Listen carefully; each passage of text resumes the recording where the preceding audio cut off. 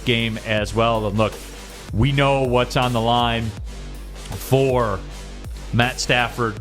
Again, another legacy game. We got a lot of legacy games here on the line, but that's the nature of this beast. That's why the NFL playoffs are so great, and certainly Championship your legacy's Sunday. Made. Yeah, no, it is. I mean, I know it's cliche, and I know it's kind of dorky, but that is the case. Like, this is where it all goes down, man. People that win this game, it adds to your value, man. It just does. It's big time, and I guess no bigger than for number 9, Matt Stafford. I think I saw a stat when I was running on the treadmill today at Planet Fitness. Matt Stafford, 13th season, I believe. It's the latest in a career to have his first Super Bowl start. So, Matt Stafford's there. He's got a shot at it now. And look, for me, I've been on this the whole season long. My opinion hasn't changed. I don't hate Matt Stafford. I think he's a very good player. I think he's going to go into the Hall of Fame regardless of what happens this weekend. I think he's going to go into the Hall of Fame when it's all said and done for him. I don't even have disdain for the Rams. My rooting against the Rams was based in my fandom of the Lions because it benefited the team I rooted for. That's been well established. It's got nothing to do with Matt Stafford personally.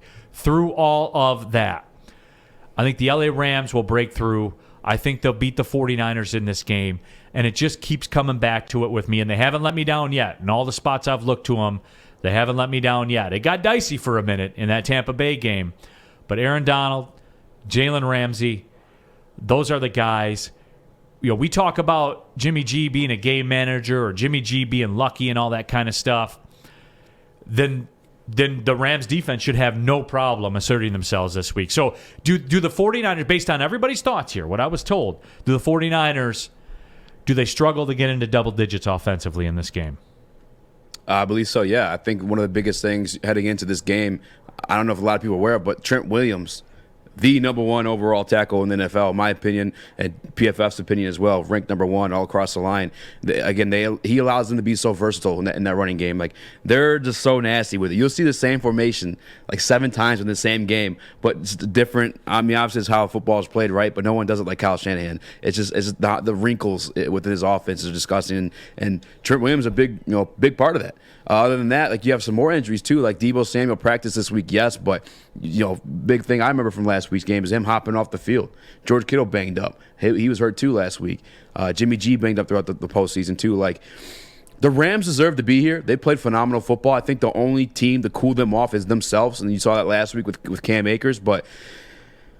They're also facing like some injury-riddled teams on the way too. On top of them being phenomenal, like, they're a great overall team. You have Aaron Donald and Von Miller on the same defensive line. Like, that's I didn't even bring up Von Miller, by the way. Yeah, it's terrifying. Really weird. All of a sudden, now the playoffs are here. Now he's young Von Miller again. I was that's just the way it works. saying that. I forget who I had the conversation with, but it's because like he that goes back on. to my point about the playoffs, where everything shrinks. Mm-hmm. He's going to be out there more. He's going to step up because this is the time. I know people are critical of athletes sometimes. They'll be like, why can't you just play like that all season? Because you can't. Because you can't physically do it. Mm-hmm. There are times where you have to raise your game. Yeah. And you can't go at that speed. Nobody can do that. No, my job, I work at. I can't go 100% every second of every day. You can't, or else it wouldn't be 100%. Yeah. I mean, that's where it is. And now that's the other angle of it too. Guys like Von Miller. Mm-hmm. And I want to say this too, like, one of the greatest postseason runs in my mind that comes to mind, would you say Joe Flacco, right?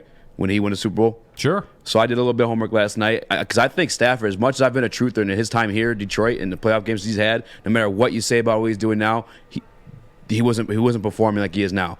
Now, I pulled up some, like I said, did some homework. I want to compare Matt Stafford's playoff numbers this year to Joe Flacco's on that run. It's not far off. Joe Flacco at this point, 2 games played, 613 yards. Matthew Stafford, 568. Now, granted, Stafford's been one blowout for sure in the Cardinals game where they only threw the ball 17 times and they got to run a little bit. 5 touchdowns for Flacco at this point, 4 for Stafford, 30 completions for Flacco, 41 for Stafford, 74 completion percentage for Stafford as well. On top of, he had, I think, he had 2 rushing touchdowns or at least 1 for sure in the Cardinals game. He's running the football a little bit too. Like, as much as I've been a truther of Stafford in his time here, that boy is balling right now in LA. No question, man. He is phenomenal this postseason. No question. I mean, for me, again, I think that the Rams break through in this game, and Matt Stafford will be fine. Can he avoid the critical mistake? I think he will be able to. And if you do that, the Rams defense, oddly enough, Stafford, I don't think in my mind will have to dominate this football game. I think that the Rams will be able to control this thing defensively. I honestly believe that. And that's been the case, like the majority of these playoffs. Like, the only thing that's going to cool these guys down is themselves. Now, whether that's Stafford or McVay not trusting Stafford and wanting to run the clock down with Akers, and Akers failing in that moment, like it's going to be themselves to beat themselves. That's what it's going to take. As much as people romanticizing the past and John Madden passing this year, and they want the 49ers and Eagles matchup to happen again, like I just don't think it's happening. These teams, the Chiefs and the Rams, are hot, and these quarterbacks playing for them especially, they're just rolling. And it's a lot to overcome, too. I think with the Bengals going back to it, your young quarterback, road playoff game, which I know that they went into Tennessee and won, and but I was told that Tannehill's awful. So, different beast to go into Kansas City and win in an AFC Championship game. That's a whole nother level. That's the level. Yeah. And they're great. And don't get me wrong. To be honest with you guys, if I could be any franchise right now, if I could have the Lions be any franchise, I would want them to be the Cincinnati Bengals right now. It'd be so awesome. They're Quarterback so and a wide receiver in Burrow and Chase at $17 million a year for the next 2 years. That's incredible. 8 draft picks next draft. They could take 8 offensive linemen and roll out and run it back. Yeah. Like they are primed. They are primed to make a move. And I'm talking about in history of the NFL. I'm not calling it or anything like that. They have the potential. They have the ability. They have the opportunity to do that based on how their franchise is set up right now. And, man, I'm very, very big on the Bengals, just not this weekend, just like I'm not big on the 49ers this weekend. Yeah, and you pointed out a big thing, too. Like, again, that quarterback on the rookie deal, Jamar Chase on the rookie deal. They're going to have some cap space to go grab some offensive tackles here next season. And if not, like, they have the draft capital, it seems, too. 8 picks. Like, go get you someone. Which they probably will. Cody Engel, Stafford's played pretty mistake-free football in the playoffs. It's been phenomenal. Let Stafford ball and don't go run heavy.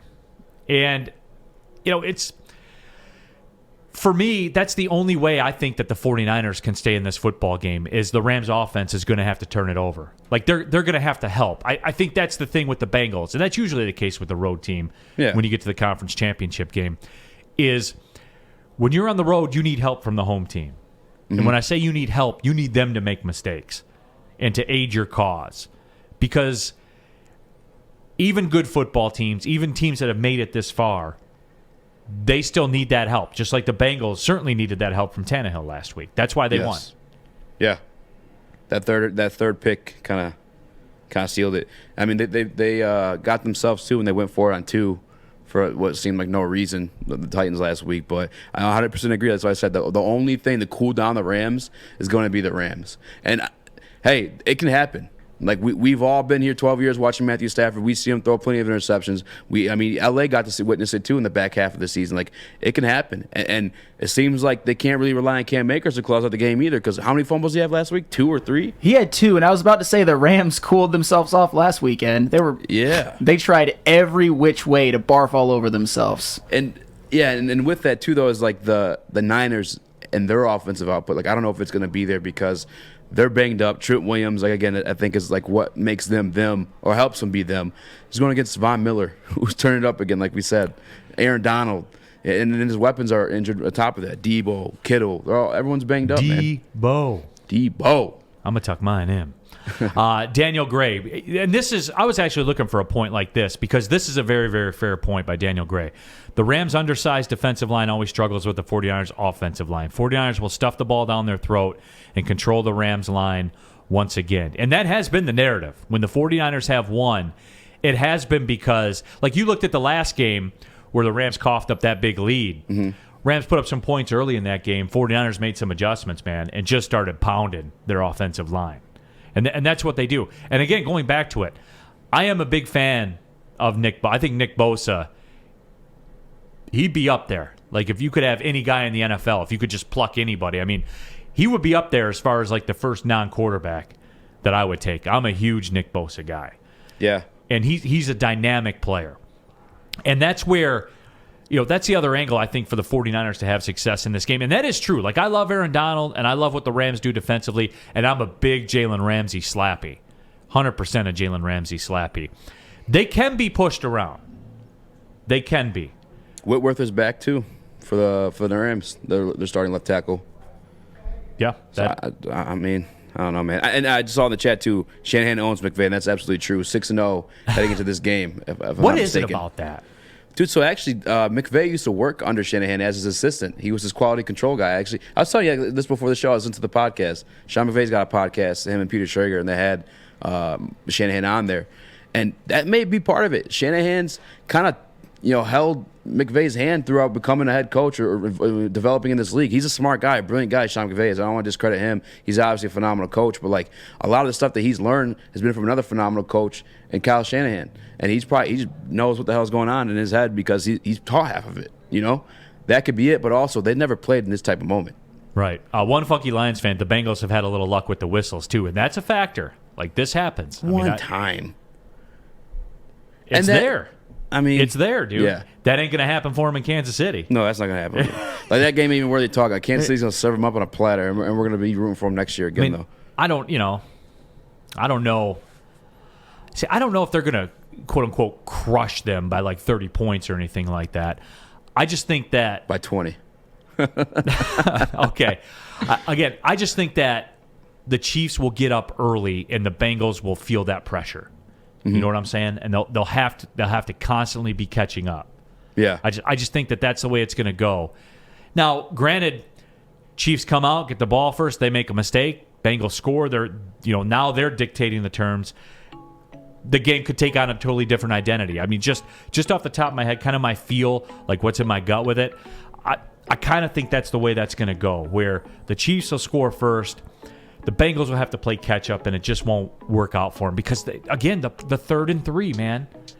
The Chiefs are up on you 7-0, and it's your first possession, and it's 3rd and 3 at your own 29, or 3rd and 3 at your own 32. You better convert, bro. You got that feeling in your stomach at that point. Like, yeah, that's what I'm saying, Like, that's part of the reason I think the Chiefs are so good. Patrick Mahomes, Matthew Stafford, Super Bowl. Well, it's just that there's constant pressure on him, man, and that takes a toll, certainly on a young player as well.